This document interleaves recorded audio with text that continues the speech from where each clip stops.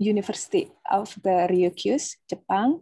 Dan satuan kerja saya itu di P2 Pusat Penelitian Bioteknologi, dan uraian tugas saya itu tentang marine natural products, dan application-nya itu biasa ke anti-cancer seperti itu. Jadi saya bekerja biasa mengisolasi bahan alam yang aktif yang memiliki aktivitas sebagai anti-cancer atau juga memanfaat dan mengaplikasikannya untuk preclinical trial. Dan terus untuk hobi saya lebih ke otomotif, motoran, sama apa ya? Sama kalau ada waktu juga nanam bunga, nanam berkebun, jagung.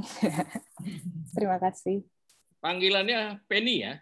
Iya, Penny, Bapak. Oke, baik. Hebat ya otomotif ya. Konnichiwa, Penny. Konnichiwa. Yoroshiku onegaishimasu. Yoroshiku onegaishimasu. Oke, ohai gozaimasu. Oke, berikut Saudara Agus Budiawan Putra. Selamat pagi, Pak Pontas, Bu Mei, Pak Pagi. Ajib, sama Bu Niken. Ini dari suaranya senang banget ya, udah terasa bersahabat gitu. Oh, iya. Mudah-mudahan bisa kedepannya bisa ketemu langsung lah. Perkenalkan, saya Agus Budiawan Naro Putra. Biasa dipanggil Naro. Saya tuh malah justru hampir-hampir nggak pernah dipanggil Agus nih, Bapak Ibu.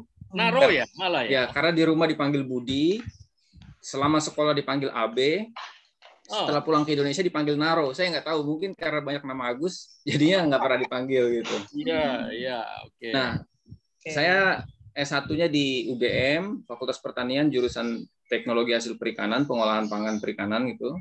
Kemudian S2, S3-nya di Ehime University juga di Jepang. Saat ini penempatan di Puslit Bioteknologi. Uraian tugasnya sama penelitian begitu ya, mengeksplorasi biodiversitas Indonesia khususnya untuk eksplorasi kesehatan lah gitu, untuk di pangan ataupun untuk penerapan-penerapan lainnya. Hobinya saya suka berenang, membaca, sama memelihara kucing ini, Bapak Ibu. Kucing, oke. Terima kasih. Genki desu ka? Genki desu, arigatou gozaimasu. Dozo. Panggilannya Naro ya. Makasih Saudara Naro ya. Ya. Baik. Imran Arat Sofianto. Baik. Perkenalkan, nama saya Imran Arat Sofianto, panggilannya Imran. Asal Universitas S1 S2 UGM, S3 Nagoya University. Satuan kerja Pusat Penelitian Biomaterial LIPI. Uraian tugas penelitian sifat dasar dan kualitas kayu. Hobi membaca buku dan mendengarkan The Beatles dan Buddy Holly. Terima kasih. Waduh. Ada pertanyaan dari teman-teman? Hobinya itu? Tadi hobinya apa ya? Apa itu? Membaca buku dan mendengarkan The Beatles, Bu. Oh, The Beatles. Oke. Oh, nyanyi dia, Pak Pontas. Oh, ya. Itu memperjelas itu ya. Sudah nyanyi ya. Sudah ada kandidat, Pak. Sudah ada kandidat. Baik, lanjut Saudara Dian Juliatmi. Selamat pagi Bapak Ibu. Perkenalkan, saya Dian Juliatmi, biasa dipanggil Dian. Saya dari kampus Universitas Andalas di Padang, Sumatera Barat. Saya ditempatkan di Pusat Penelitian Biomaterial dengan uraian tugas pemanfaatan biomaterial untuk aplikasi biomedis. Jadi fokus saya itu lebih ke pemanfaatan logam ataupun bahan keramik sebagai bahan implan untuk patah tulang pada aplikasi ortopedi. Kalau hobi saya suka baca novel, itu aja sih. Baca novel ya. Baca novel. Iya. Baik, lanjut Saudara Farwa Osianti. Baik, terima kasih, mohon izin. Selamat pagi teman-teman semua, Pak Pontas, Bu Me, Bu Niken. Selamat pagi. Assalamualaikum warahmatullahi wabarakatuh. Waalaikumsalam warahmatullahi wabarakatuh. Saya Farwa Rizanti, Pak Pontas, Bu Me.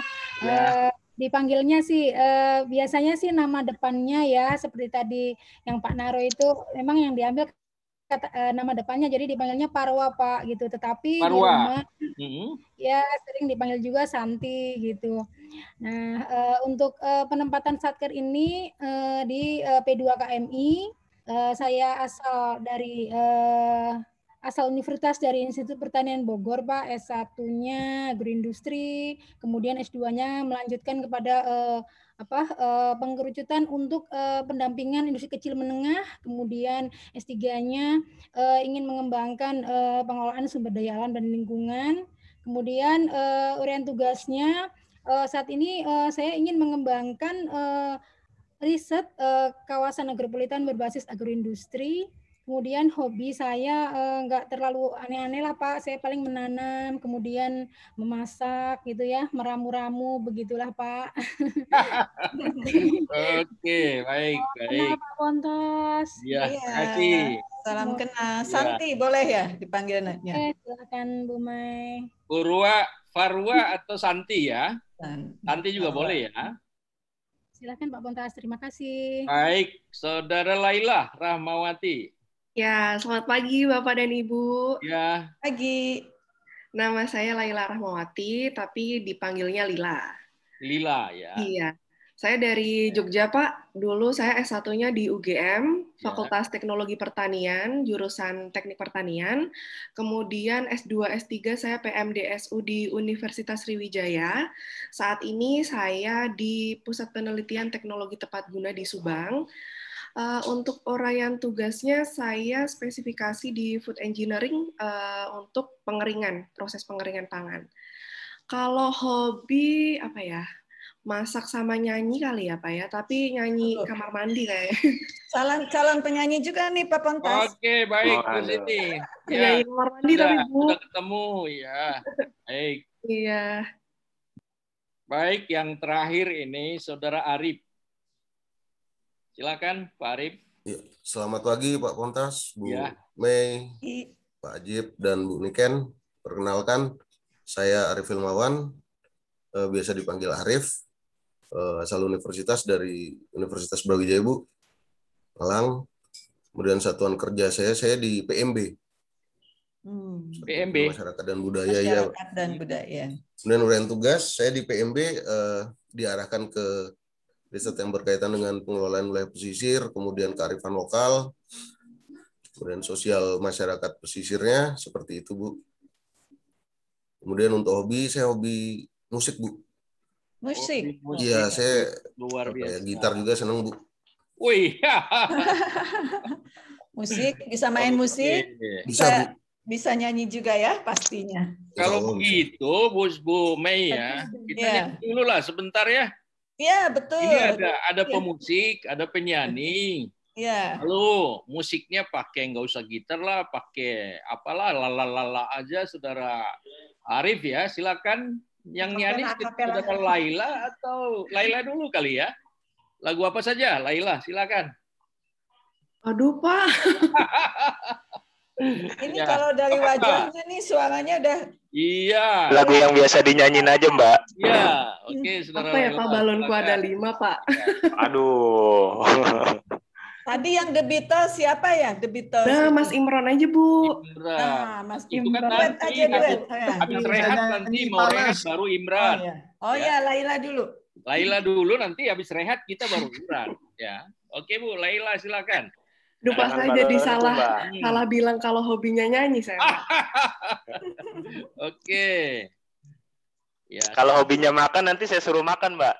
Oke, ada makanan. Ada makanan virtual yang batal nanti puasa. Silakan, Mbak. Jangan virtual. Ya. Apa ini beneran nyanyi, Pak? Beneran, Mbak. Itu nilai. Yang biasa dinyanyiin aja, Mbak. Nilai paling besar. Karena ini bapak-bapak dan ibu-ibu, saya nyanyinya tembang lawas aja deh. Oke, silakan. Di antara hatimu, hatiku, terbentang dinding yang tinggi, tak satu jua jendela di sana agar ku memandangmu. Udah, Bu. Mantap. Aduh. Pak Pontas, kebetulan saya lagunya tahu nih. Oke. Masuk lagu favorit saya juga. Oh, Iya dong Bu ya. Mei mau nyambung. Mau nyambung Bu Mei. Langsung gue nyambung kayaknya Bu. Mau disambung Bu Mei. Enggak lah, nanti enggak. Tapi saya senang Laila nyanyi lagu. Jadi berarti bisa lanjut nanti di luar acara ya Bu ya. Oke lah. Jadi tugasnya Pak Imran nanti setelah rehat kita mau rehat atau nanti ada jeda sedikit kita tampilkan Saudara Imran atau di pertemuan kedua ya. Oke. Di akhir sesi aja Pak nanti Pak. Oh di akhir sesi. Oke. Terima kasih Pak. Pak Haji terima kasih. Oke baik. Ini berikut ini saya mau bertanya pada adik-adik saya. Kemarin juga saya ada di agenda 1 juga untuk mendampingi pengajar yang dari luar, dari kementerian ya, saudara-saudara ya. Saya melihat berbagai masalah di dalam pembelajaran yang saudara ikuti di agenda 1 maupun di OOC-nya. Nah, sekarang dengan pembelajaran yang telah Anda ikuti, kira-kira apa sih usulnya untuk kita dapat lebih kondusif ke depan? Karena kita ini 3 hari ya, 3 kali, 3 sesi kita akan, 4 sesi, 3 hari pertemuan kita akan bertemu, supaya tidak jenuh, supaya kita bisa saling memahamilah, tidak ada yang ngantuk dan sebagainya. Kira-kira apa usul saudara? Untuk ini saya tugaskan Bu Niken untuk memandu. Kira-kira apa pendapat dari teman-teman ini? Silahkan. Bu Niken. Baik Pak, terima kasih. Teman-teman, untuk link sudah saya share di chat ya. Saya stop dulu ya Bu ya? Iya, boleh Pak. Mohon izin share. Oke, ya. Oke,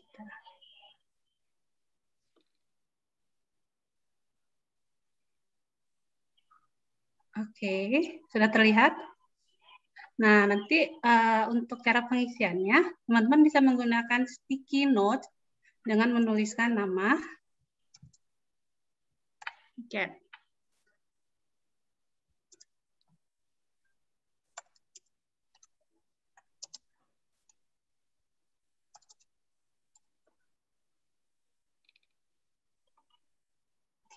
Nah, seperti ini.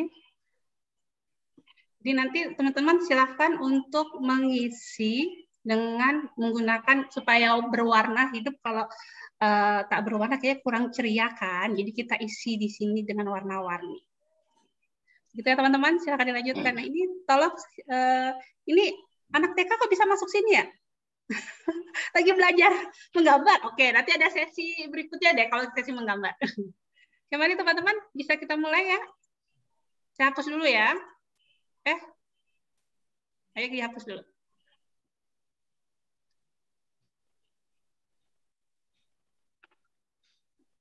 Silakan teman-teman. Halo. Hai. Ayo kita mulai aja ya. Lagi ngetik Mbak Niken, Bu Niken. Oke.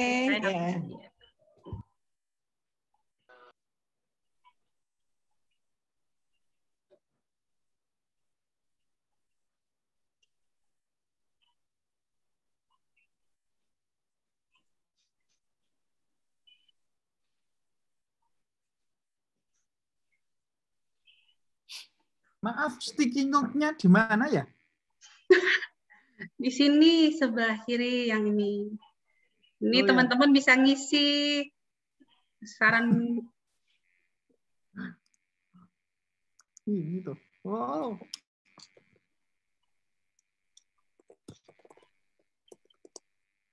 Kayaknya Arif lebih ke komentar nih ya. Bukan usul. Mungkin bisa ditulis usulnya seperti apa. Iya Mas Arif, saran usulannya biar kita lebih lebih ke usulannya seperti apa. Ya insya Allah kita juga nggak akan ada overtime lah ya, kita usahakan.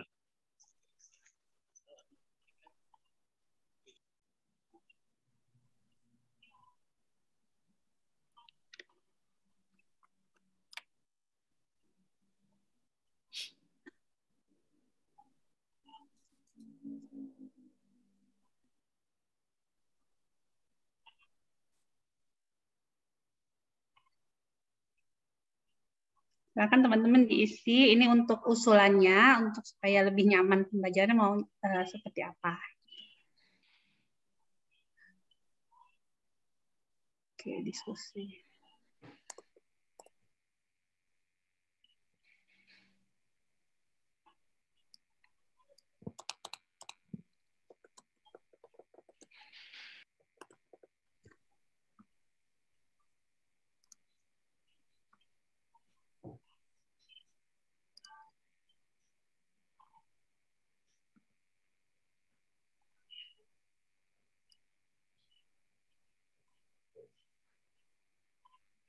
Ini kayak kebanyakan pencinta kuning ya.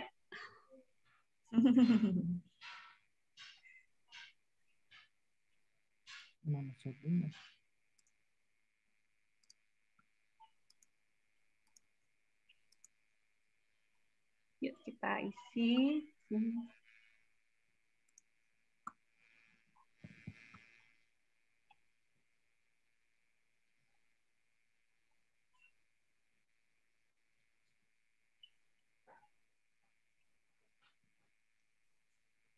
Udah?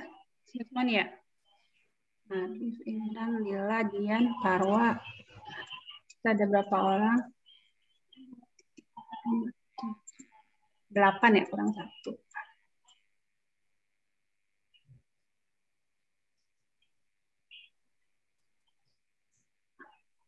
Nah, naruh kayaknya panjang nih. Naruh panjang nih.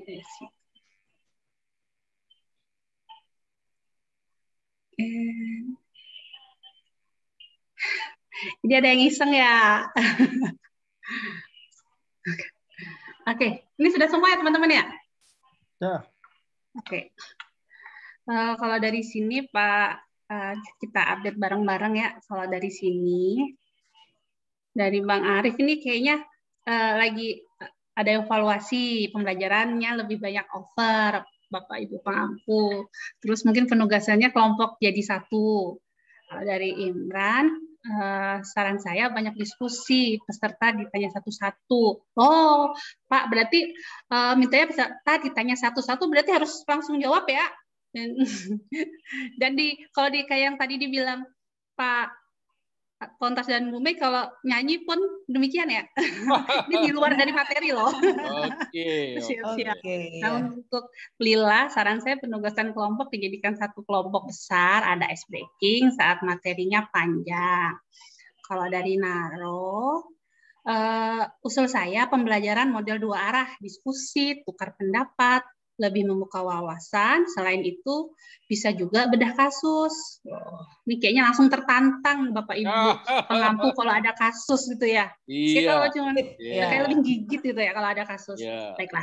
Terus kalau dari Ica, penugasan mohon tidak dibagi menjadi 2 tim sehingga kita bisa punya lebih banyak energi. Kalau dari Penny, saran saya diskusi 2 arah, penyelesaian masalah. Jadi Penny hampir sama dengan Naro ya.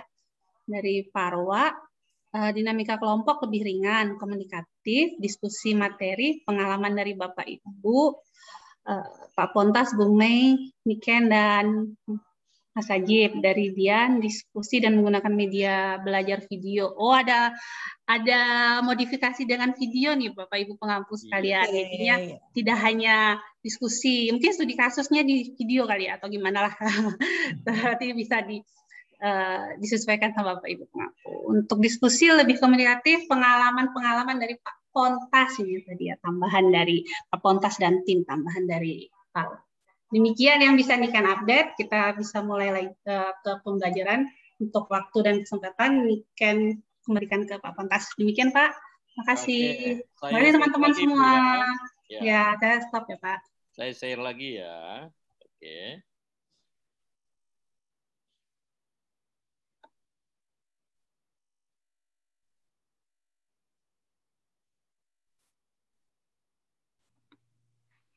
Oke, terima kasih saudara sudah menyampaikan usul-usulnya. Kalau boleh saya ulangin, usul-usul Anda itu adalah supaya diskusi lah lebih banyak, ada kasus yang kita mungkin diskusikan. Lalu pembagian kelompok, kalau teman-teman ini 8 orang, kira-kira berapa kelompok ya Bu Mei ya, Bu Pak Ajib, Bu Niken? 2 Pak. 2 saja? 2. Iya, tapi kalau satu kelompok semua memang kita tidak dibolehin, harus ada kelompok kecil, ada kelompok besar. Nanti pada saatnya, pada tugas akhirnya nanti, semua itu ada satu kelas, satu kelompok ya. Baik komunikasinya supaya lebih bagus, lalu ada videonya, dan memang ini sudah kami juga di angkatan sebelumnya, kami juga sudah evaluasi hal ini dari kelas yang sebelumnya dengan kelas Anda ini mungkin tidak terlalu jauh. Baiklah, kita akan lakukan seperti yang Anda inginkan di kelompok ini. Baik, kita lanjut saja dulu ya. Oke, baik. Ini kita masuk kepada tugas awal ya. Kepada tugas awal ini saya tugaskan dulu orang per orang ya. Semuanya nanti tapi kalau nggak cukup waktu, satu orang saja dulu. Mungkin Saudara Naro, Saudara Agus, silakan Pak Agus kerjakan tugas ini. Nanti akan dinilai oleh teman-teman yang lain ya, Saudara Naro ya. Oke, tugasnya adalah seperti berikut. Silakan. Tersenyumlah seperti Om Tukul ini. Silakan. Kalau sudah bisa nanti oke ya dari teman-teman ya. Kalau belum bisa suruh ulangi. Silakan. Mulai sekarang. Pak Naro. Belum miring ya? Belum ya? Gimana? Teman-teman memberi nilai. Harus ada double chin-nya. Gimana penilaian teman-teman? Satu orang dulu. Sudahkah? Beri nilai berapa? Kalau sudah mirip belum? Sudah? Dari yang lepas, Mas, lepas. Mas Imran balas kurang dendam lepas ini. Ya, kurang lepas. Ya. Kurang ya, manis. Naro? Kurang manis. Kurang manis.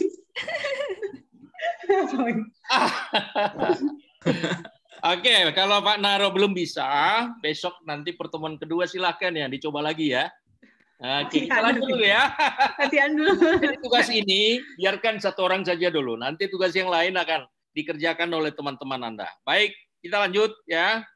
Nah, kalau kita sudah belajar di MOOC, juga sinkronus di agenda 1, tentu ada yang saya saya ulangi sedikit lah untuk sekedar mengingatkan apakah kita memahami apa yang sudah kita peroleh di sebelumnya.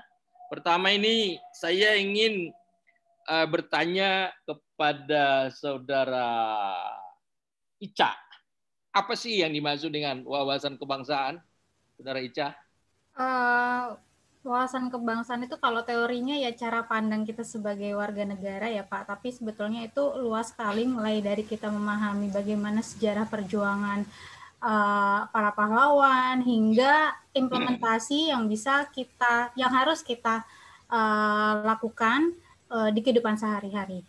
Oke, apa misalnya di kehidupan sehari-hari, Bu Ica? Ya mungkin kalau kaitannya dengan bela negara gitu ya Pak ya, mulai dari hal kecil misalkan kita menjaga kesehatan, kemudian rajin beribadah, kemudian menjaga lingkungan, kemudian kalau kaitannya dengan pekerjaan itu ya bekerja dengan penuh semangat dan penuh integritas. Oke, bagus sekali jawabannya. Kalau dilengkapi lagi wawasan Nusantara, apa kira-kira wawasan Nusantara? Wawasan Nusantara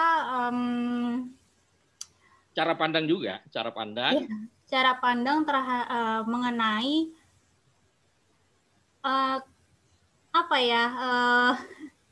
mungkin mengenai bahwa negara kita itu adalah satu kesatuan. Negara kesatuan apa saja?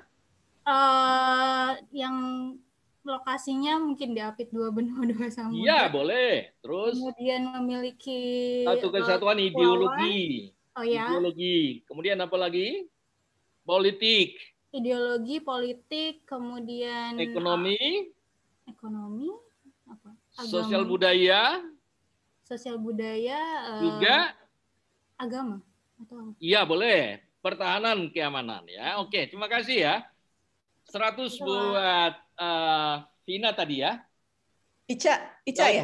Ya, buat Ica ya. Oke, baik. Yang berikut, isu aktual apakah yang ngetren sekarang ini? Ini saya tanyakan Saudara Penny. Silakan Dek Penny.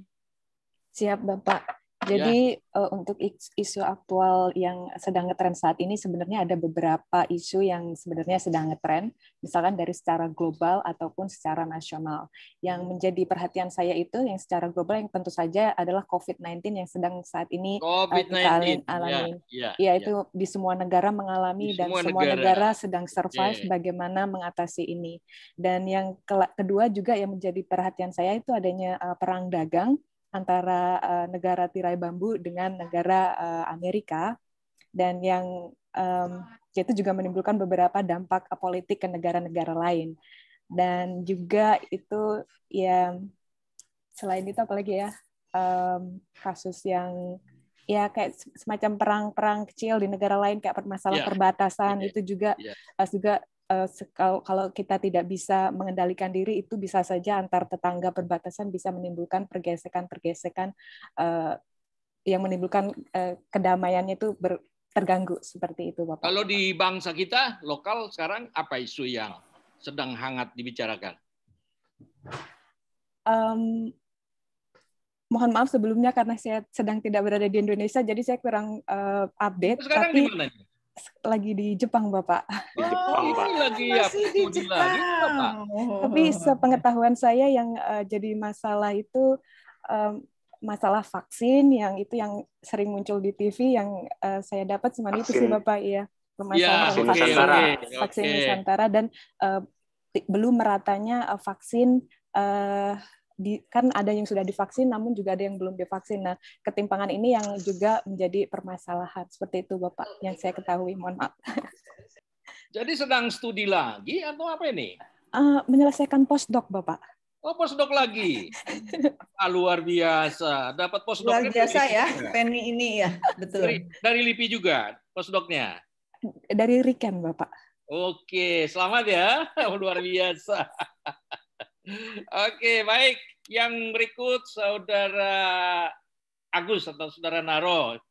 Ada pertanyaan satu lagi nih, sebutkan salah satu contoh bela negara. Tadi sebetulnya sudah oleh Saudara Ica tadi. Silakan, Pak. Apa? Konkretnya apa? Kalau dari nilai kan bela negara ada banyak ya, Pak. Iya. Contohnya. Misalnya cinta tanah air deh.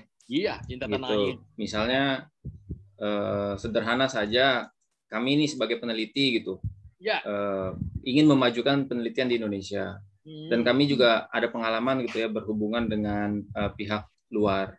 Nah, bagaimana kami bisa memaintain hubungan baik kami dengan pihak luar itu agar bisa terus membangun kolaborasi riset sehingga bisa memajukan bangsa kita. Oke, bagus sekali. Itu sudah salah satu contoh aktual ya untuk bela negara ya. Oke, bagus sekali ya. Oke. Makasih deh. Bukan sekali nih Pak Pontas, saya dengan Naro, jawabannya Naro itu memajukan iptek gitu ya. Itu bagian dari bela negara. Ya, mantap. Iya, terima kasih Bu Mei. Baik, lanjut dulu ya. Oke, sekarang kita mau lihat dulu skema dasarnya itu. Posisi ASN itu sebenarnya di mana ya? Kenapa kita harus diinternalisasi nilai-nilai ASN itu, kenapa kita harus melaksanakan ini dan itu? Ada 3 hal yang ingin saudara lakukan sebagai ASN sesuai dengan Undang-Undang Nomor 5 Tahun 2014. Itu ASN itu adalah sebagai pelaksana kebijakan, ya, pelaksana kebijakan. Yang kedua luar biasa ini adalah sebagai perekat dan pemersatu bangsa. Ini luar biasa ya, yang tentunya ini di luar jangkauan kita sebetulnya. Bagaimana implementasi perekat dan pemersatu bangsa. Kalau yang ketiga adalah pelayanan publik, ini kita sudah tahu sebelumnya. Tetapi ternyata ada satu hal yang kita harus lakukan. Kita harus menjadi pemersatu bangsa ini yang mungkin saudara tidak lihat sebelumnya. Bahwa di Undang-Undang ASN, Undang-Undang Nomor 5 2014 itu adalah 3 hal yang harus dilakukan oleh ASN. Lalu pertanyaan sekarang kepada Anda, Ini kan nilai ini kan harus dipahami. Harus diketahui dulu pertama. Diketahui dulu melalui saudara membaca, melalui MOC sudah baca. Wah ini ASN harus melakukan ini. Lalu harus melakukan pelayanan publik. Nah, pertanyaan sekarang, untuk apa diperlukan nilai aneka itu? Aneka itu adalah akuntabilitas, nasionalisme, etika publik, komitmen, dan anti korupsi. Lebih populer disingkat dengan aneka, ya. Jadi selalu kita sebut aneka supaya mudah mengingatnya. Baik, saudara, nilai-nilai aneka itu diperlukan adalah untuk apa? Yang pertama adalah kemampuan untuk berakuntabilitas. Ya, supaya kita mampu berakuntabilitas. Yang kedua, mengedepankan kepentingan nasional. Supaya ASN itu mengedepankan kepentingan nasional, meninggalkan kepentingan individu, meninggalkan kepentingan kelompok. Tetapi kepentingan nasional inilah yang didahulukan. Baik, yang ketiga adalah menjunjung tinggi standar etika publik. Itu yang ketiga. Menjunjung tinggi standar etika publik. Kemudian yang keempat adalah berinovasi untuk peningkatan komitmen mutu untuk pelaksanaan tugas dan jabatannya. Dan yang terakhir adalah supaya tidak atau anti kepada korupsi dan juga mendorong percepatan pemberantasan korupsi di lingkungan instansinya. Luar biasa nilai-nilai aneka yang kita lihat ini yang harus diinternalisasi. Kira-kira apa maksud internalisasi ini? Kalau saya bertanya kepada Saudara Imran, kira-kira apa Pak? Arti internalisasi ini kira-kira gimana maksudnya? Bisa dijelaskan oleh Saudara Imran?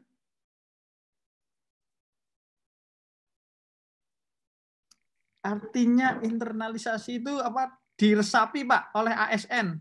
Diresapi oleh ASN. Supaya kita bisa meresapi bagaimana caranya Pak? Caranya kita belajar tentang hal-hal terkait Pak, seperti anti korupsi. Kita belajar ya materi-materi tadi, belajar tentang anti korupsi sehingga jiwa ASN ini memiliki anti korupsi, berjiwa anti korupsi, mempelajari dulu apa sebab-sebab korupsi, bahayanya korupsi.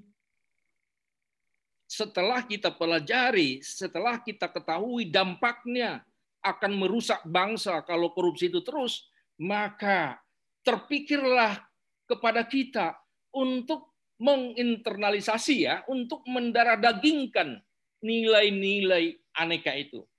Saya mau cerita sedikit ya, pada zaman Orde Baru, dari mulai orang mau masuk sekolah, bahkan SMP, SMA, perguruan tinggi, sudah harus diberikan pengetahuan, pemahaman P4 pada ketika itu. Ada yang salahkah dengan P4 terdahulu pada zaman Orde Baru itu? Sebenarnya tidak ada yang salah. Tetapi metodenya itu yang kurang benar, kurang baik pada ketika itu. Diharuskan kita menguasai pasal-pasal nilai-nilai Pancasila. Dari 5 nilai Pancasila, 5 sila Pancasila, ada berbagai butir-butir Pancasila, 35 dulu. Sekarang sudah 45 butir nilai-nilai Pancasila oleh para tutornya, oleh para penatarnya pada ketika itu disuruh kita menghafal. Tetapi tidak untuk menginternalisasi. Sebenarnya dikatakan adalah untuk memahami, melaksanakan dan sebagainya. Tetapi kenyataannya yang dipentingkan pada ketika itu adalah sebuah sertifikat telah mengikuti pendidikan dan pelatihan P4. Namun sekarang ini adalah skenarionya adalah kita mengetahui nilai-nilai itu. Tetapi yang lebih penting adalah kita harus internalisasikan. Itulah sebabnya sekarang saudara lihat ya, orang-orang yang tidak mempunyai nasionalisme, lalu bagaimana dampaknya? Orang-orang yang tidak beretika, bagaimana dampaknya? Itulah sebabnya dirancanglah suatu materi pelatihan untuk pelatihan dasar untuk aparat sipil negara, PNS yang sekarang, bukan lagi seperti model-model dulu, tetapi lebih kepada aplikasinya, lebih kepada internalisasinya. Itulah prinsip dasar yang saudara harus pahami sekarang.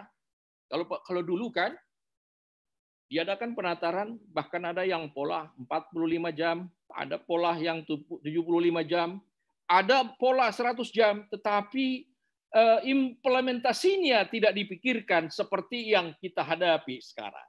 Oleh karena itu nanti di dalam pembelajaran untuk memahami nilai-nilai aneka itu, saudara, kita akan berikan kita diskusi, kita saudara menulis, saudara memberi komentar terhadap apa yang kita sampaikan sekarang ini. Baik, kita lanjut dulu. Nah, nilai dan indikator aneka itu apa sih sebagai indikator daripada nilai-nilai aneka itu? Indikator daripada akuntabilitas itu adalah tanggung jawab, objektivitas, dan komitmen. Lalu nilai indikator daripada nasionalisme itu adalah butir-butir nilai Pancasila. Kalau pada zaman Orde Baru itu adalah sebanyak 35, tetapi oleh BPIP sekarang ini sudah memunculkan ada 45 butir nilai Pancasila yang kita harus internalisasikan. Baik, yang ketiga adalah nilai etika publik, indikatornya adalah interaksi dengan publik dan juga sikap perilaku kita. Lalu yang keempat adalah komitmen mutu, indikatornya efektif, efisien, dan inovasi. Sedangkan anti korupsi, ada 7 delik korupsi yang kita tahu. Yang pertama adalah kerugian negara, penyuapan, perbuatan curang, pemerasan, penggelapan jabatan, dan konflik of interest. Ada satu lagi, gratifikasi. Tadi sempat saya nonton sedikit di akhir daripada paparan yang dari KPK tadi, memunculkan apa gratifikasi itu. Inilah isu yang sebenarnya tadi yang pertama bertanya kita, isu-isu yang lagi ngetren sekarang, gratifikasi. Berapa gratifikasi? Bagaimana cara menilai gratifikasi? Nanti kita akan bahas, saudara. Oke, baik.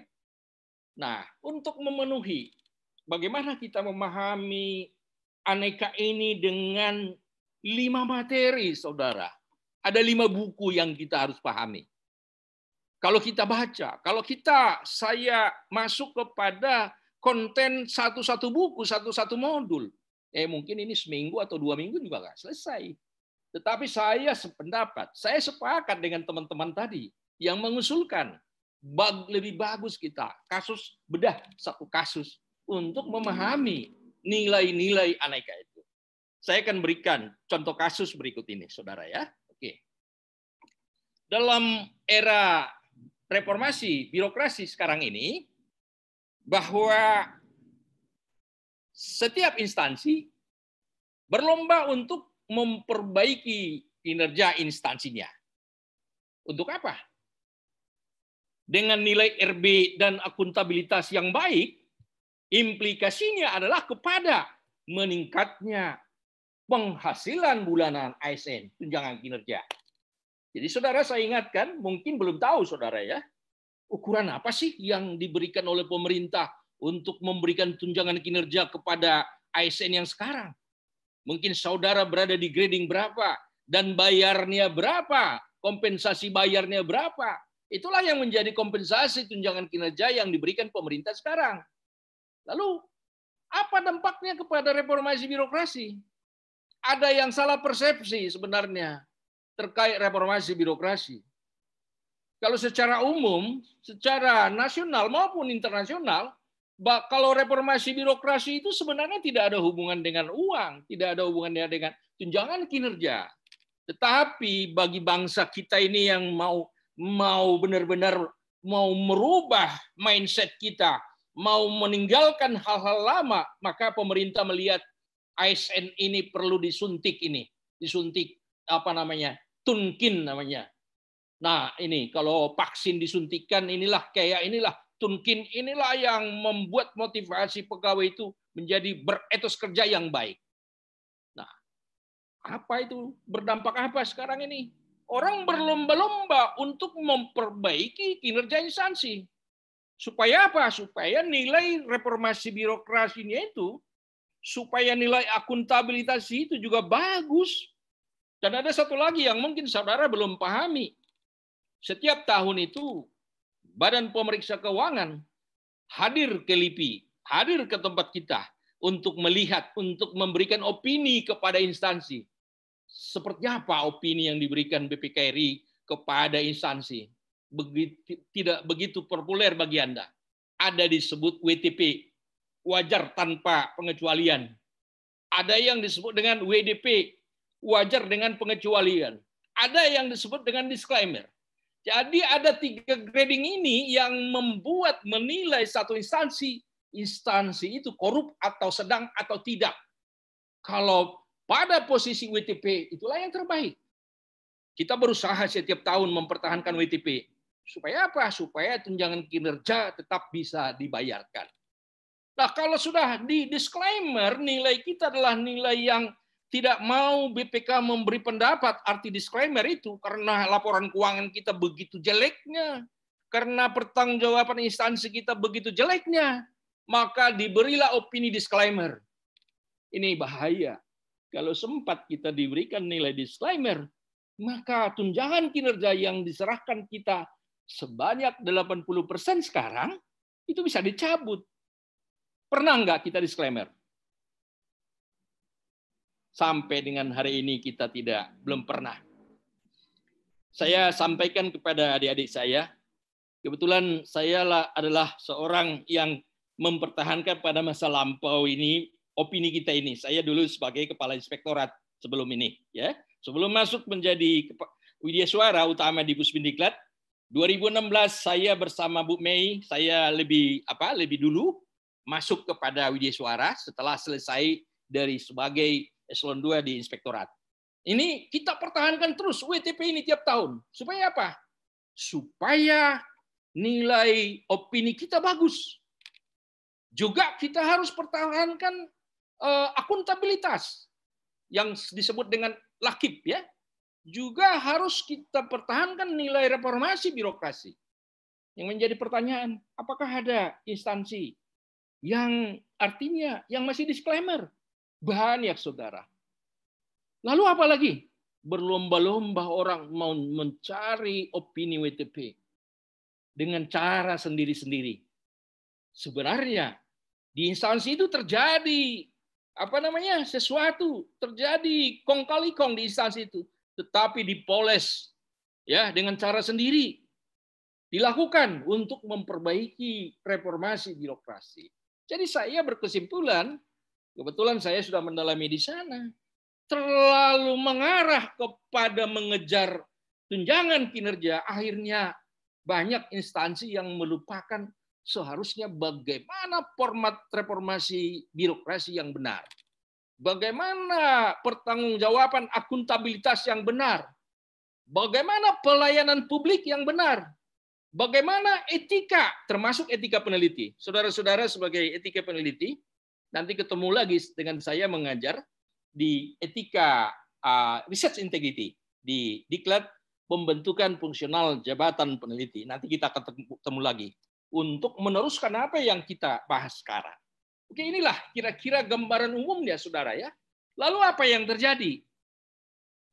Yang terjadi adalah disinyalir. Ini disinyalir ya. Saya tidak mau menunjukkan ada suatu instansi yang begini-begini ya. Disinyalir bahwa oknum pada instansi tertentu melakukan kecurangan lah, menyimpang. Untuk mengejar nilai apa? Nilai akuntabilitas namanya. Yang disingkat dengan LAKIP. LAKIP itu adalah laporan akuntabilitas kinerja instansi pemerintah. Jadi inilah, kalau saudara mempunyai laporan kinerja masing-masing, SKP kan? SKP saudara dilaporkan.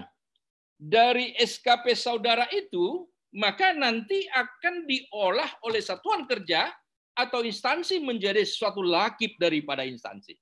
Itu yang pertama. Yang kedua adalah adanya opini BPK. Seperti yang saya sampaikan tadi, WTP wajar tanpa pengecualian, wajar dengan pengecualian, dan disclaimer. Dan yang ketiga adalah nilai reformasi birokrasi dan pembangunan zona integritas. Saudara mungkin belum begitu paham, ada istilah WBK, ada istilah WBBM. WBK itu adalah wilayah bebas apa satu lagi? Korupsi. Oh, berarti bebas kita korupsi. Imran tadi yang jawab ya? Sekali lagi Pak Imran, apa itu WBK? Wilayah bebas korupsi. Berarti boleh dong korupsi? Enggak, maksudnya nggak boleh korupsi dong, Pak. Sorry, saya wilayah bebas dari korupsi, Mas. Oke, wilayah bebas dari korupsi. Jangan salah, Pak ya. Nanti kita dimarahin. Internalisasinya bagaimana ini, Bu Mei, Pak Ajib, Bu Niken dengan Pak Pontas ini? Wilayah bebas dari korupsi. Kalau kita datang ke Polda Metro Jaya, Pak, di pintu itu sudah ditulis, wilayah ini adalah bebas dari korupsi. Ya, tapi begitu masuk, apakah sudah 100% kita laksanakan WBK ini? Nah, tingkatan yang lebih lagi, satu tingkat lagi, saudara-saudara, predikat untuk nilai reformasi birokrasi ini, WBBM. Belum pernah dengar ya? Setingkat di atas WBK, wilayah birokrasi bersih dan melayani. Kalau nilainya ini adalah sekitar 75, saudara, ini sudah masuk lebih daripada 76. Pertanyaan, apakah ada Satker yang WBK di LIPI? Ada yang tahu?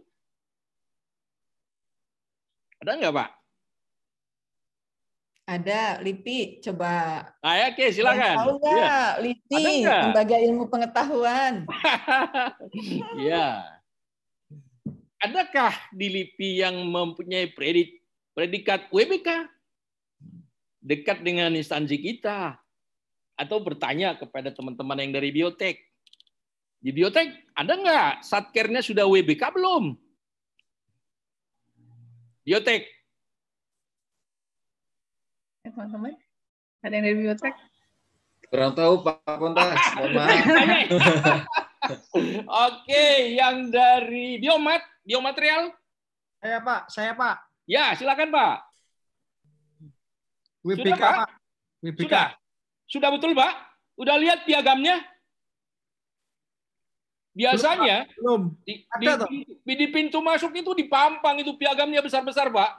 Nanti begitu kembali, Pak Imran nanti ke kantor, ya, masuk di ruangan pimpinan atau ruangan utama, biasanya di lobi utama. Ya. Begitu kita melirik sebelah kiri, ada itu langsung piagam itu dipampang di situ. Oke, baik. Dari apa tadi? Dari Satker TTG. Gimana? TTG sudah WBK belum, Pak? Saya belum pernah lihat. Belum pernah. Bu Laila belum pernah lihat. Tapi sering-sering lihat tembok di sana, Ibu ya. Begitu masuk depan itu saya tahu persis parkirannya. Masuk ke dalam kiri kanan mungkin ada masih gambar dulu pendahulu-pendahulu kita di sana. Ada nggak predikatnya? Belum ya. Jadi inilah yang dikejar oleh berbagai instansi. Untuk apa? Sebenarnya tujuannya adalah untuk benar-benar tidak ada korupsi di tempat itu. Zona integritas sedang dibangun di tempat ini. Kalau ini slogan-slogan ini, saudara pasti lihat di mana-mana. Pembangunan zona integritas, di mana-mana saudara lihat itu. Tapi implementasinya gimana? Internalisasinya yang perlu, bukan hanya ngomong aja. Tidak perlu kita ngomong sebenarnya. Ya, implementasinya. Oke, jadi dengan ini banyak orang mengejar nilai, tetapi isinya tidak seperti itu. Lama-lama saudara ketahui kalau rajin buka-buka berita-berita politik, berita-berita ini, ya, Tapi dengan penjelasan kami di sini, bersama-sama teman saya semua di sini, bahwa saudara sudah paham bahwa aneka itu adalah diberikan berarti untuk rentek di Instagram dilihat sama orang PMB LIPI dong. Di PMB gimana Pak? PMB? Lupa saya sebenarnya ini. PMB yang ini lebih peduli kepada ini anti korupsi. Bagaimana PMB Pak? Saya belum lihat juga sih di PMB Pak.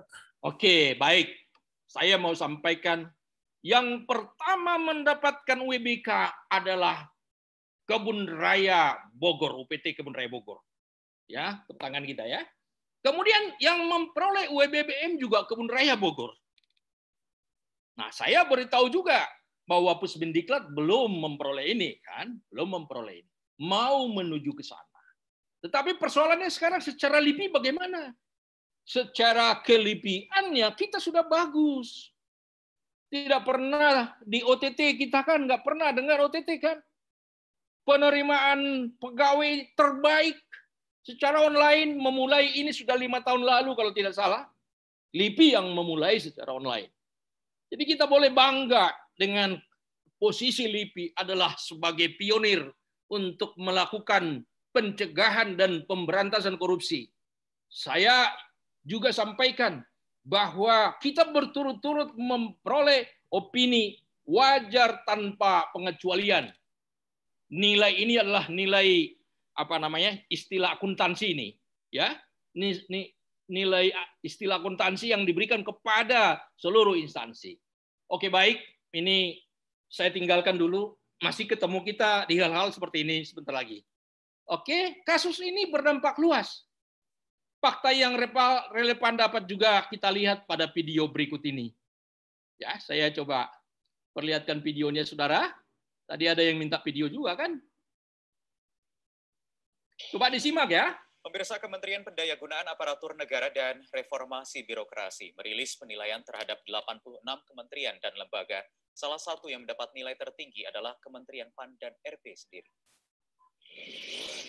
Menteri PAN dan RB, Yudi Krisnandi, mengklaim penilaian akuntabilitas yang dilakukan pihaknya sangat akademis, komprehensif, dan dapat dipertanggungjawabkan. Bahkan memiliki dasar hukum kuat, yakni instruksi Presiden. Selain itu, menurutnya, penilaian seperti ini telah dilakukan sejak tahun 2004 di era pemerintahan Presiden SBY. Namun baru tahun ini diumumkan ke publik.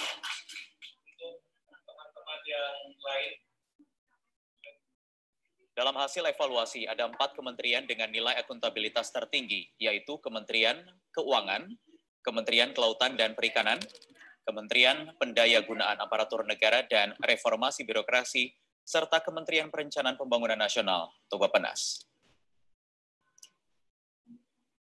Sementara itu ada 4 kementerian dengan skor akuntabilitas terendah adalah Kementerian Pemuda dan Olahraga, Kementerian Desa dan Pembangunan Daerah Tertinggal, serta Transmigrasi, dan Kementerian Koperasi dan UKM, serta Kementerian Tenaga Kerja.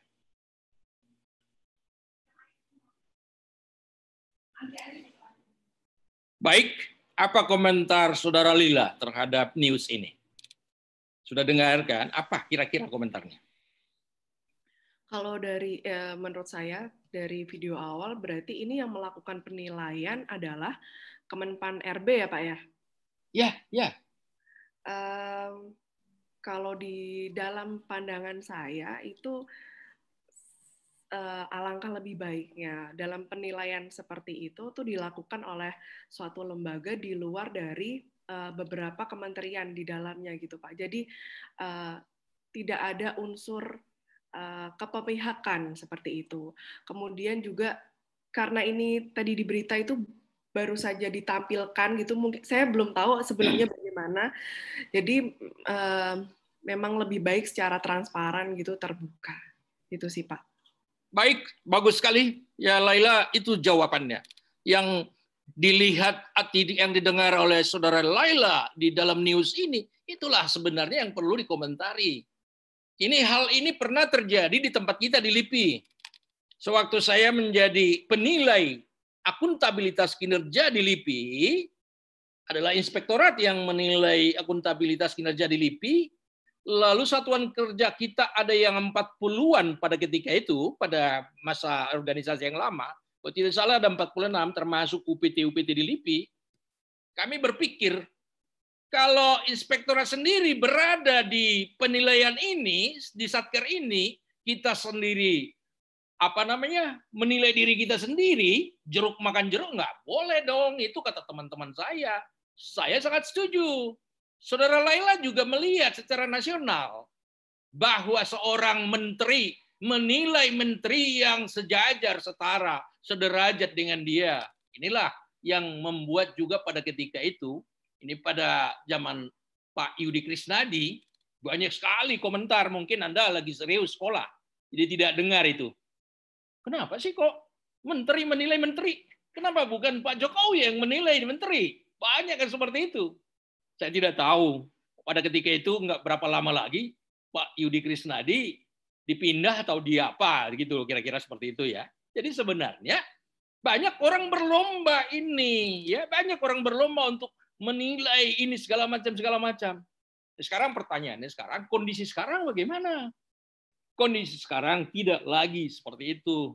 Bukan Menpan lagi yang menilai, yang kementerian-kementerian yang berada yang sejajar. Tadi diperlihatkan ada kementerian yang topnya, ada kementerian yang paling bawahnya. Ada yang kontroversi lagi, saudara, yang mau saya tunjukkan dengan contoh kasus di atas. Ada kementerian yang 4 terbawah tadi, saya tidak perlu sebut itu, kementerian apa. Justru di satu kementerian itu mendapat WTP dari opini. Tidak berkorelasi dong. Masa tidak ada korelasi antara nilai daripada dari opini kepada nilai akuntabilitas. Ya, bisa dipahami?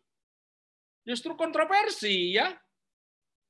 Tapi kita tidak sampai mendalam kepada seperti itu. Nah, yang mau kita lihat di sini, marilah kita tinggalkan hal-hal yang bersifat individu, egosektoral. Nanti kan di agenda 3 ada yang sifatnya whole of government itu, ya. Jangan egosektoral, jangan memikirkan diri sendiri. Sekarang kita harus memikirkan bangsa kita ini. Bagaimana bangsa kita ini supaya bebas dari korupsi. Itu sebetulnya yang kita mau. Jadi dengan contoh kasus pada diri kita sendiri, walaupun ini adalah disinyalir saja, sebenarnya fakta ini kan bisa juga kita kalau kita mau perbaiki, bisa dengan segera kita perbaiki. Baik, kita tinggalkan ini, contoh video ini. Baik. Nah, sekarang saya mau gambarkan kondisi bangsa kita saat ini bagaimana sebenarnya. Di kondisi bangsa kita ini sedang sakit sebenarnya. Di mana-mana terjadi OTT. Pada masa KPK zaman dahulu, zaman sebelum ini, yang bukan pimpinan yang sekarang-sekarang ini, itu ya sangat apresiasi banget kita lihat KPK itu pada ketika itu. Ya sekarang juga apresiasi. Cuman banyak komentar sekarang ya, banyak dikomentari. Kondisi bangsa kita lagi sakit sebenarnya. Ada gejala separatisme. Ya, ingin merdeka, ingin memisahkan diri. Kemudian ada konflik antar etnis. Kemudian ada konflik pasca pilkada, ini luar biasa impact-nya. Kemudian ada konflik agama juga ada. Konflik sosial ada. Ini yang terjadi, saudara-saudara. Korupsi merajalela. Ini yang paling besar. Ya. Korupsi merajalela inilah yang disebut dengan extraordinary crime. Kejahatan yang sangat luar biasa. Ya. Setelah korupsi, yang kedua adalah narkoba. Kejahatan yang luar biasa. Peringkat pertama adalah korupsi. Maka nilai aneka ini di dalam nanti tatap muka kita ada satu case yang saudara harus tulis tentang anti korupsi. Ya, karena dia extraordinary crime, ya. Kejahatan yang luar biasa. Oke, Bapak Ibu ya. Kemudian juga saya gambarkan di sini berhubungan dengan korupsi, indeks korupsi kita itu Indonesia itu berada di angka 32 dari nilai 100 yang dihasilkan oleh Lembaga Transparansi Internasional. Skornya 0 sampai 100. Bandingkan dengan Singapura berada pada peringkat 5. Kita berada pada peringkat 118. Indeks persepsi korupsi kita di tahun ini 2012 sangat jelek. Walaupun sekarang di 2019 kita mempunyai peringkat berada di urutan 90 dari 170 negara. Skor kita sekarang bukan lagi 32, tapi skor kita sekarang sudah di nilai 37. Kemudian kalau kita lihat di seluruh dunia, 10 negara termasuk ini di Eropa paling banyak ini, Singapura juga termasuk, ada 10 negara yang terendah korupsinya, diberi nilai indeks persepsi korupsi, itu 90, Denmark, Selandia Baru, Finlandia, Swedia, Swiss, Norwegia, Singapura ini termasuk nilai 84 yang terbaik di Asia lah ya, Belanda, Kanada, Jerman. Dan kita juga bisa melihat 10 negara terjelek. Nilainya sangat kecil. Nilai kita masih mending tadi, 37 sekarang. Somalia 10, ya, Jordan 11, Korea Utara juga jelek sekali, Suriah jelek, Yaman jelek sekali, Sudan jelek, Libya juga, Afghanistan, Jenewa, dan Venezuela 17. Inilah negara-negara terkorup yang saya beri nilai merah ini. Kita masih bukan di sini, saudara ya. Kita bukan berada di sini. Tapi kita berada di indeks persepsi korupsi yang 37 sekarang. Kita mau nilai itu sebenarnya adalah nilai meningkat menjadi 50. Rencananya di RPJM kita bukan 37 nilai indeks persepsi korupsi kita. Oke, baik. Kalau birokrasi kita bagaimana? Birokrasi kita juga kalau dinilai oleh Political and Economic Risk Consultancy, itu dari nilai 0 sampai 10, kita berada di nilai 8,37. Artinya best-nya itu adalah dari angka terkecil, worst-nya itu yang jeleknya itu adalah nilai yang besar itu. Lalu Singapura itu berada di angka yang tinggi sekali, Bapak Ibu ya. Nah ini ya yang perlu kita kejar. Kalau birokrasi di kita itu, kalau bisa dipersulit, mengapa dipermudah? Itu anekdot yang selalu kita dengar. Di agenda 3 nanti itu, Bu Mei nanti bicara itu. Kalau bisa dipermahal, kenapa dipermurah? Kalau bisa dipersulit, kenapa dipermudah? Birokrasi itu masih perlu dipangkas, saudara-saudara. Di LIPI sekarang udah dipangkas, Pak. Tidak ada lagi jabatan eselon 3, eselon 4, sudah nggak ada. Dulu, pada masa Orde Baru, eselon 3 itu dapat jatah mobil dulu pada masa Orde Baru. Bahkan eselon 4 dapat jatah mobil. Berapa anggaran yang disedot untuk maintenance mobil di eselon 3, eselon 4 pada zaman Orde Baru itu. Makanya sekarang, kenapa kita bisa dapat tunjangan kinerja yang lumayan lah. Ya sebentar lagi kan, kalau Anda sudah PNS 100% kan, nanti kan mungkin gradingnya diperbaiki. Karena memang percepatan pemberantasan korupsi itu membantu sekali di dalam mempertahankan memperjuangkan supaya kita dapat kompensasi PNS itu diperbaiki. Oke, sekarang kita lihat efisiensi birokrasi masih kita harus perbaiki. Masih banyak PR. Lalu apa yang kita harapkan ke depan? Ada orang KPK, waktu itu saya pinjam ini transparannya, slide-nya dari mereka. Masih ada harapan kah? Ya kalau saya sih harapannya untuk good governance, untuk mereform dari posisi bad kita reform kepada good, yaitu apa? Good governance, clean government. Ya, clean government yang kita tuju, maka kita perbaiki ada 8 area perubahan. Ini yang belum Anda pahami, belum masuk di belum ketemu dengan para pimpinan. Ada 8 area perubahan di reformasi birokrasi yang dilakukan. Pertama, manajemen perubahan, penataan peraturan perundang-undangan, penataan penguatan organisasi, penataan tata laksana, penataan sistem manajemen SDM, penguatan akuntabilitas, termasuk tadi kan, kemudian penguatan pengawasan, dan yang terakhir, peningkatan kualitas pelayanan publik. Inilah yang sedang dilakukan oleh reformasi birokrasi, baik di LIPI maupun instansi luar. Supaya apa? Supaya clean government, supaya good governance. Itu maksudnya, saudara-saudara. Oke, ada yang perlu saya berikan, siapakah contoh role model teladan yang perlu kita teladani. Saya langsung aja tidak lagi bertanya, ini sosok Jenderal Hugeng. Ternyata ada polisi yang sangat jujur. Pada ketika itu 68 sampai 71 polisi Hugeng menolak pemberian, mengembalikan pemberian negara, baru punya rumah setelah pensiun. Uang pensiun itu adalah hanya sekian, ya tahun sekian. Apa yang dikerjakan setelah lepas dari polisi menjual lukisan? Ternyata ada polisi ya yang menjadi contoh, ya. Baik, kemudian jaksa. Lopa itu adalah jaksa yang bersih dan tegas. Ini masih disegar di ingatan kita. Teman-teman mungkin masih di SD ya, pada ketika dia berjaya sebagai jaksa agung terakhir dia itu, benar-benar dia tidak takut mati, tidak takut ditembak. Pada ketika itu lagi sengit-sengitnya. Orang yang jujur itu sedikit sekali pada ketika itu. Tetapi kalau dia bertahan pada posisinya, tidak mau berubah perilakunya, menolak permintaan anaknya untuk menumpang di mobil dinasnya. Dia memisahkan antara keperluan dinas dan pribadi, menabung di celengan, mencicil mobil bekas. Ini bukan dari saya, ya. Ini dari KPK yang sampaikan pada kami waktu kami berada di inspektorat. Ini sosok inilah yang perlu ditiru. Yang sekarang siapa? Role model sekarang siapa?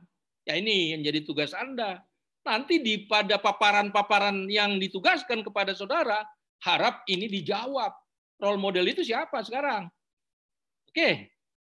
Oke, ASN harus berintegritas yang prima.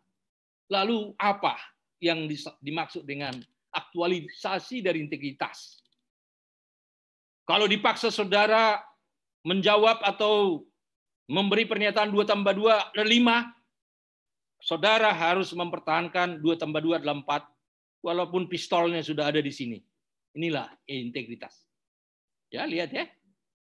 Dipaksa 2+2 5. Tentu Anda tidak mengalami itu.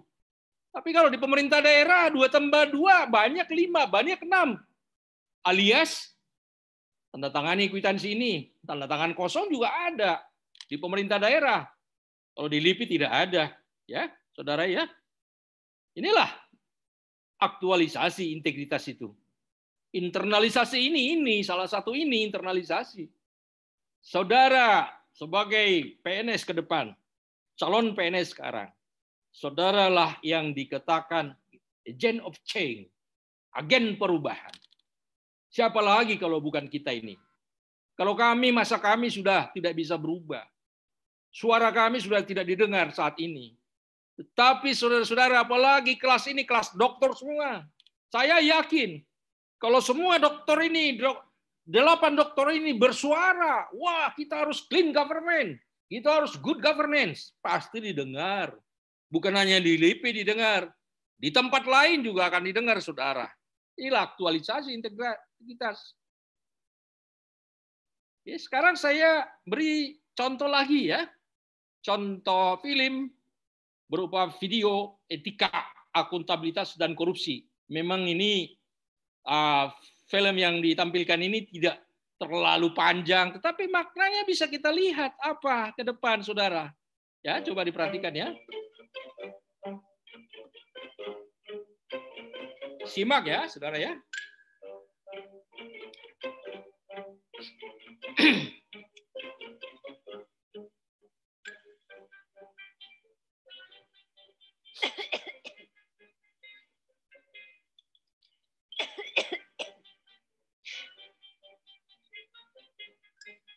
Bang, bisa tolong matiin sebentar nggak rokoknya? Kasian nih bayi saya. Lagi stres.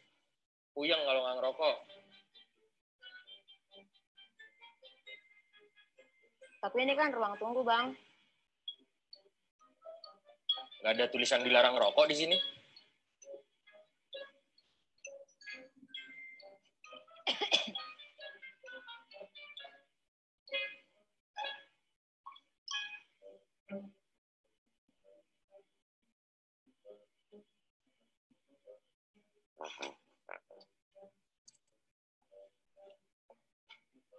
Apa? Sabar dikit kenapa? Iya, Bang. Cuma 6 menit. Sip. Hitung aja kalau nggak percaya. Iya. Sip. Maaf ya, Bang ya. Ya, Bang. Bro,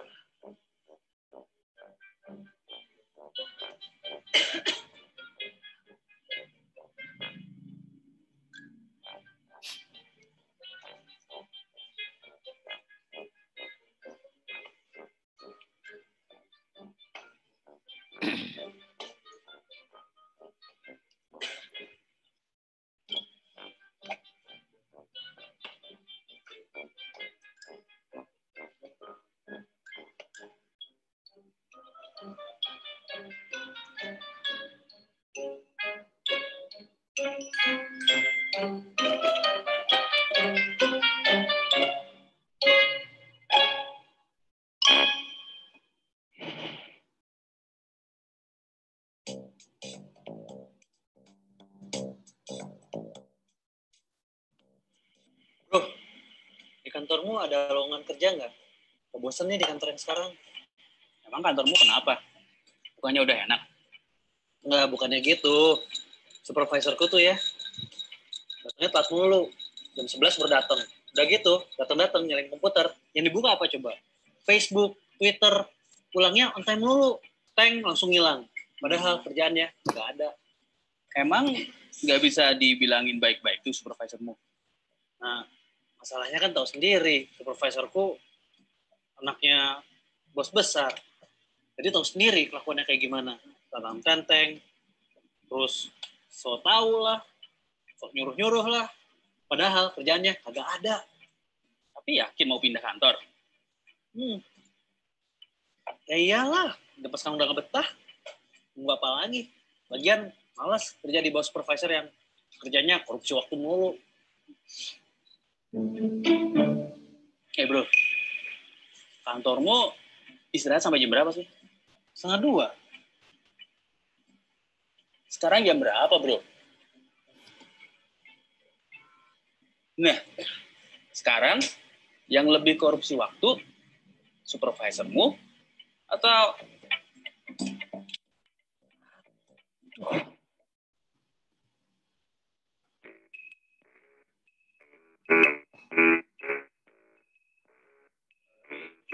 I think I have to go now. Saya harus kembali ke hotel. Jadi, it's okay, right? Wait. Saya ada oleh-oleh untuk Anda bawa pulang ke negara Anda. Sebentar. Diva, tolong beliin biji kopi, carikan yang kualitas paling baik ya. Baik Pak, tunggu sebentar ya.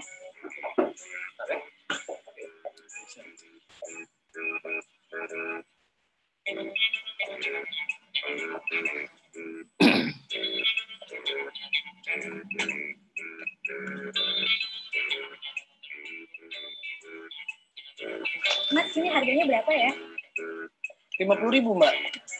Ini udah kualitas terbaik ya? Udah. Oke, saya ambil 2 deh. Boleh. Bentar ya, Mbak. Saya tulis dulu ya.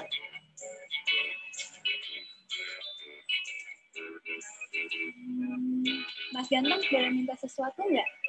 Minta apa ya, Mbak?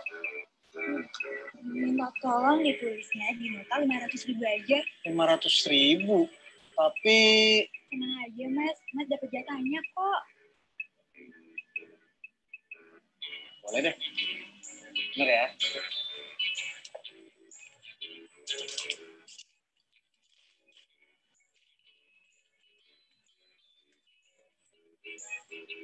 Ya, Mbak. Oke, terima kasih Mas Ganteng. Oke.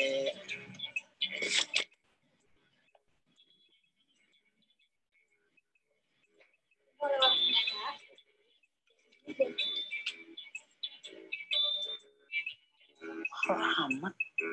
Ini kualitas terbaik, Pak. Emang harganya segitu. Nah, ini ada oleh-oleh untuk Anda bawa pulang. Dan karena Anda penyuka kopi, saya pilihkan kopi terbaik dari Indonesia. Saya cinta kopi Indonesia. Tapi ini diimpor juga ke negara saya ini. Yeah, a lot of people like it, but it's a bit hard to find. Maybe karena rasanya enak dan tidak terlalu mahal. Namanya kalau di negara Anda berapa? Maybe it's around 100.000 rupiah. Thank you.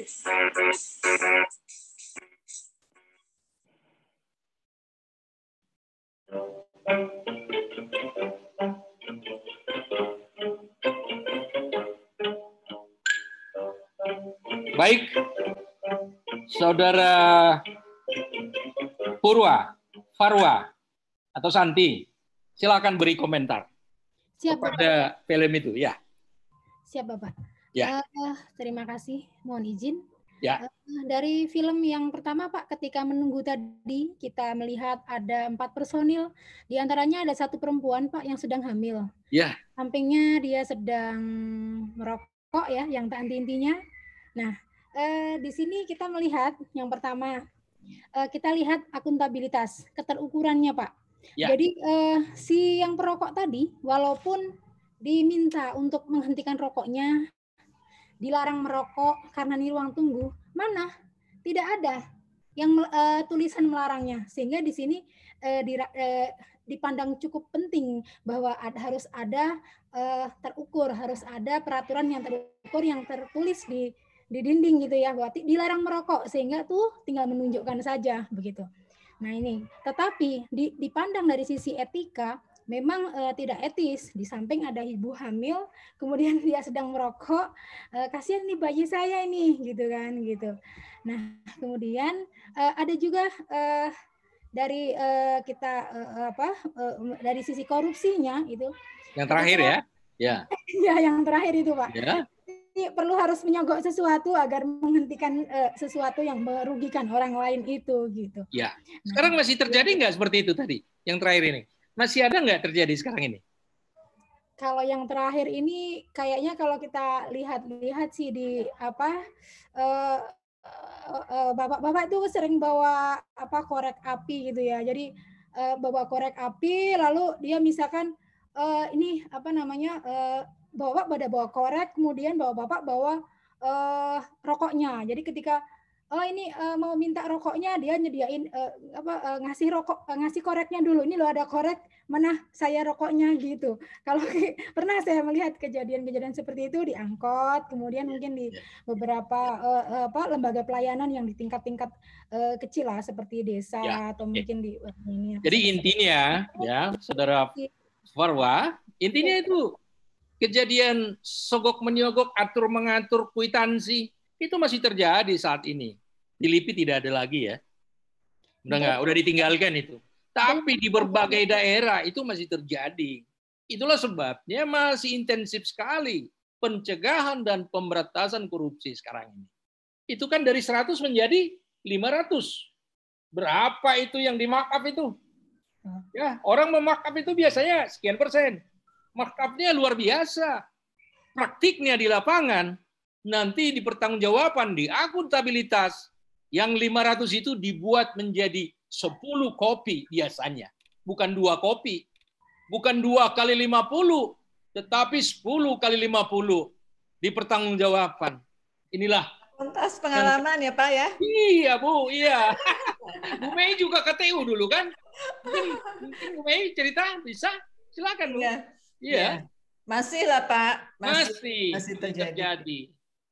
Di LIPI sudah kita waktu dulu kalau terjadi seperti itu ya kita ingatkan supaya tidak lagi terjadi seperti itu. Oke, sebenarnya masih banyak diskusi kita, tapi waktu kita ini sudah hampir-hampir ini, tapi walaupun tadi kan ada kelewatan ya waktu yang digunakan oleh Ibu dari KPK ya, kita gunakan sedikit lagi aja. Oke, sekarang dengan bahan yang saya kasih, kami berempat memberikan bahan aktualisasi itu aneka ini dengan cara kasus. Itulah yang bisa saudara lakukan untuk menyelesaikan tugas-tugas di tugas-tugas aneka yang akan kami sampaikan. Nah, setelah ini ada beberapa tugas yang ingin kami sampaikan kepada saudara. Mungkin ini sudah dibaca ya, saudara-saudara ya, sudah dibaca ini tugasnya. Adalah penugasan tugas 1 disebut dengan P1 ya. Tugas 1 agenda 2 ya. Oke. Ini adalah perorangan ya. Saudara membuat lesson learning journal, ringkasan materi, apapun itu namanya. Saudara buat dalam satu bentuk video yang berdurasi 5 sampai 7 menit. Ya, tidak usah banyak-banyak lah, 5 menit aja cukup ya. Ini tugas ini dikumpulkan kalau sekarang tanggal 23 April juga. Ini 23 April juga dikumpulkan, tapi jamnya masih lama. Masih banyak berapa ratus menit ini. Pukul 24 sebelum nanti saudara kumpulkan. Lalu nanti mungkin 27 April, mungkin satu atau mewakili dapat dipaparkan. Nah, detail penugasan saudara baca ya. Serta memberikan pandangan komentar berupa rangkuman. Menguatkan substansi yang sudah diperoleh bersumber dari MOOC, pendalaman materi, bahan-bahan tertulis maupun virtual. Dimuat dalam channel YouTube peserta, LMS LIPI dan email atau juga alternatifnya bisa kepada WA fasilitator. Apa yang dinilai? Harus komprehensif, original, kreatif, komunikatif, kualitasnya video, suaranya, gambarnya, ilustrasinya. Itu yang tugas 1. Tugas yang kedua, ini kelompok. Saudara Niken sama Pak Ajib sudah bagi kelompoknya, Pak? Belum, Pak. Ya, dibacakan aja ya nanti ya. Sekarang ya, baik, di sini, Pak. Bagi saja secara random atau cara Ibu lah menjelaskan nanti. Nah, berarti ada 2 kelompok, kelompok 1 dan kelompok 2. Apa yang dilakukan? Liputan virtual tokoh pejuang bangsa. Ya, ini dibuat dalam satu makalah 5 halaman. Ya, dengan font Arial 12 ya. Ini dikumpulkan kapan? Tanggal 26 April sebelum pukul 24 dan dipaparkan 27 April ini kalau tidak salah Bapak Ibu ya.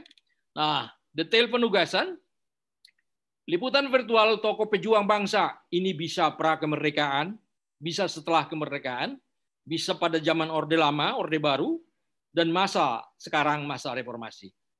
Kemudian memilih dan menjelaskan 3 tokoh pejuang bangsa sebagai teladan yang menjalankan nilai-nilai luhur bangsa dan cita-cita bangsa yang dapat dijadikan sebagai pendorong semangat ASN dalam melaksanakan tugas pembangunan nasional. Sistematikanya ada pendahuluan, kemudian kedua nilai-nilai yang dipopulerkan tokoh bangsa tersebut, 3 internalisasi sebagai ASN LIPI dan kesimpulan.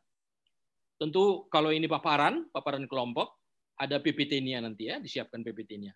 Sama dengan dimuat tadi di YouTube channel peserta maupun di yang LMS LIPI. Nah, penilaian sama. Oke. Baik, saya pikir tidak ada salahnya kalau sebenarnya 2 ini aja dulu, karena 2 ini yang mendesak. Tapi tidak ada salahnya saya teruskan aja sampai dengan penjelasan. Ada 5 tugas. Siapa tahu di waktu saudara ada waktu luang, ini sudah selesai, ini bisa saudara cicil ya. Ini juga tugas individu. Sama learning journal seperti tadi. Tapi ini berupa vlog ya. Berupa vlog. Dikumpulkan kapan? 27 April pukul 24 ya, sebelum. Detail penugasan, peserta laser memberikan pandangan, komentar berupa rangkuman seperti tadi. Tetapi posisi sampai dengan nanti. Ya, posisi bukan posisi sekarang, ya. Posisi sekarang adalah di agenda 1, di tugas 1. Agenda 2 ini nanti setelah kita masuk pada pertemuan yang kedua. Oke, baik. Penilaian sama. Nah, yang keempat, ini yang saya tadi sampaikan adalah tugas kelompok. Kelompok yang dipertahankan aja ya, kelompok yang tadi mau dibentuk itu ya, kelompok 1, kelompok 2. Ini implementasi aneka dengan tema anti korupsi. Ya, ini dalam bentuk makalah, dalam 5 halaman, juga PPT-nya ada, dikumpulkan 28 April. Saya pikir ini saudara bisa baca, dan sistematikanya yang lebih penting, ada pendahuluan, tinjauan teoritisnya, analisis dan solusinya, ya. Dan di sini saudara diharapkan akan juga menyampaikan dalam bentuk PPT ya. Oke, silahkan. Ini tugas yang keempat. Kemudian tugas yang kelima. Tugas yang kelima ini adalah kelas. 8 orang kelompok ini. Kelas yang membuat. Apa yang dibuat? Berupa video, create your dream. Apa yang mau dilakukan ke depan oleh saudara-saudara kelompok ini. Dikumpulkan pada tanggal 29 April. Nah, ini detail penugasan buat videonya Create Your Dream yang dilatar belakangi nilai-nilai dasar aneka. Ya, konten dan Create Your Dream adalah visualisasi pembangunan bangsa Indonesia yang diharapkan di masa depan dengan memperhatikan kondisi sekarang dan menyesuaikan keragaman budaya bangsa Indonesia. Visualisasi berbagai perubahan dapat dijelaskan dengan suara secara bergantian oleh anggota kelompok. Lalu di sini juga saudara saudara sampaikan melalui LMS LIPI dan email. Tadi yang perlu saya jelaskan di tugas 4 tadi adalah di sini ada Anda membuat tinjauan teoritis seperti yang Anda pernah dapat di agenda 1. Menggunakan pisau analisis dalam mengidentifikasi dan menyelesaikan masalah, Anda boleh menggunakan pisau analisis sesuai agenda 1. Saya waktu itu mengikuti agenda 1, ada yang membuat fishbone, ada juga yang membuat SWOT analysis. Terserah kepada Anda. Lakukan itu yang ada pisau analisis yang pernah saudara dapat di agenda 1. Oke, baik. Itu yang dapat saya sampaikan. Dan untuk hal-hal yang berikut, mungkin ada dari teman-teman saya, Bu Siti Mei, Bu Pak Niken, dan Pak Ajib, dan Pak Bu Niken. Mungkin kalau ada yang mau disampaikan, silakan. Tetapi sekaligus saya mohon Bu Siti Mei Ningsih untuk bisa menutup acara kita ini. Silakan, Ibu. Baik, terima kasih Pak. Terima kasih Pak Pontas. Semangat siang. Ya, saya kira Pak Pontas sudah cukup komprehensif. Jadi sekali lagi saya menyampaikan di sini, kami di mana Pak Pontas, saya dan Mas Ajib dan Bu Niken ini memberikan materi dengan mengambil kasus-kasus. Karena tadi memang ya untuk mempelajari teori, teman-teman semua, adik-adikku semua sudah melalui MOOC berapa hari? 10 hari ya kalau tidak salah. Jadi saya kira dengan nanti membuat tugas, penugasan-penugasan, mungkin pendalaman teori aneka ini akan bisa lebih dipahami dan mungkin pada akhirnya bisa kita internalisasi dengan learning by doing. Itu dari saya kira. Mas Ajib, ada yang ingin disampaikan? Ini udah overtime ya? Karena hari Jumat ya? Iya. Oke, tadi ada salah satu overtime. Jadi baik, terima kasih teman-teman semua. Sebelum ditutup biasanya ada laporan. Boleh menambahkan Bu Mei terkait tugas izin Bu Mei. Kelompok. Oh ya, terkait kelompok. Terima kasih sebelumnya Pak Pontas, Bu Mei dan teman-teman sekalian. Saya minta waktunya sebentar ya. Untuk kelompok kita bagi aja sesuai. Ini kan kita bikin 2 kelompok, jadi ganjil genap aja ya. Coba saya lihat di sini untuk Isyana 1, Penny 2, Agus 1, Imran 2. Dian 1, Parwa 2, Laila 1, Arif 2. Ya. Saya ulangi lagi ya. Isyana 1, Penny 2, Agus 1, Imran 2, Dian 1, Parwa 2, Laila 1, Arif 2. Ya. Untuk penugasan dikumpulkan, tadi saya sudah share juga di chat untuk agenda 2 ini, minta tolong teman-teman nanti untuk link YouTube-nya dibikin formatnya, jadi terus nanti bisa direkap, jadi buat untuk video mempermudah kami untuk melihatnya. Terus untuk jangan lupa di LMS ya, jadi ada 1, 2, 3, 4 link YouTube teman-teman masing-masing, terus LMS Kolabjar, LMS LIPI, dan Google Drive tugas. Ya. Baik, itu ya. Demikian teman-teman. Ya, sudah jelas semua? Ya. Saya kira cukup. Ya. Terima kasih Bu Mei. Ya, terima kasih. Terima kasih Pak Pontas, Mas Ajib, Bu Niken, teman-teman semua. Sudah bisa kita tutup. Selamat beristirahat. Nanti jangan lupa tugas-tugasnya. Hari ini ya penugasan pertama sebelum pukul 24 dan seterusnya. Izin laporan untuk... Ya, silakan petugas piket. Saya ambil alih, duduk siap gerak. Lapor, peserta pelatihan dasar CPNS LIPI golongan 3 angkatan 2 untuk kelompok 4 tahun 2021 dengan jumlah 8 orang hadir lengkap dan telah selesai mengikuti pembelajaran. Laporan selesai. Laporan diterima. Istirahatkan. Marilah kita berdoa menurut agama dan kepercayaan kita masing-masing. Semoga pembelajaran hari ini dapat bermanfaat. Berdoa dimulai. Selesai. Salam Latsar. Disiplin. Istirahat di tempat. Gerak. Terima kasih teman-teman. Selamat beristirahat. Selamat istirahat. Selamat menikmati weekend. Ya. Untuk link YouTube-nya ada perubahan ya, Latsar 2 karena lo angkatan 2 kan ya? Iya. Iya. Ya. Oke, terima kasih. Terima kasih teman-teman. Selamat. Salam sehat. Ya, tetap sehat, jaga kesehatan. Izin live ya, mau Jumatan. Oke, ya.